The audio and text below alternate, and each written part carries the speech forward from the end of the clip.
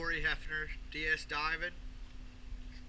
September 2nd, we're at Mojito Bandito, and we're going to go take a look for a pre-clean inspection.